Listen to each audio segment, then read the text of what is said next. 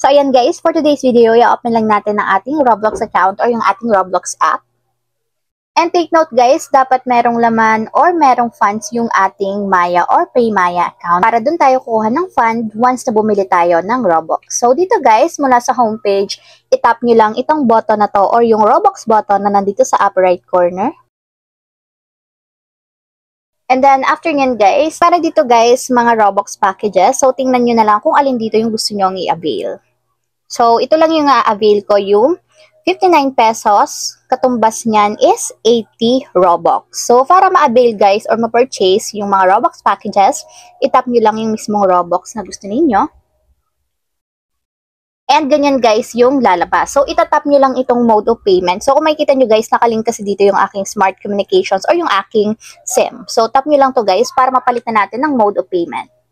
So, pagka-tap nyan guys, lalabas dito yung mga payment methods or payment option na pwede nyong pagpilian. So, pwede siya sa GCash, sa card, sa SIM card, Maya, sa convenience store, Shopee Pay, and PayPal. So, tap natin guys yung sa Maya kasi dito tayo magbabayad. Tap nyo lang yung Add Maya.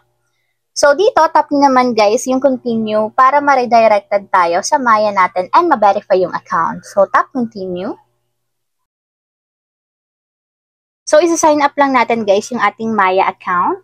So, lagay nyo yung mobile number and then password ng inyong account. So, after nyo guys may lagay yung phone number and then password, tap natin yung login. So, may magsasend na OTP code sa ating registered mobile number ng Maya. So, yun yung ilalagay din nyo dito sa blank boxes. So, type nyo lang guys. And then, tap nyo yung verify. And ayan guys, nakalink na yung ating PayMaya or yung Maya app natin dito sa Roblox. So wait natin guys.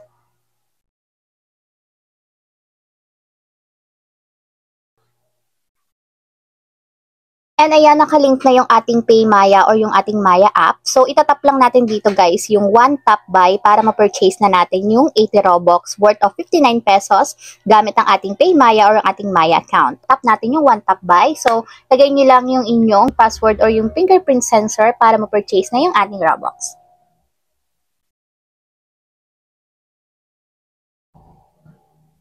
So through Google Pay guys yung pagpabayad natin dito. So exit lang natin.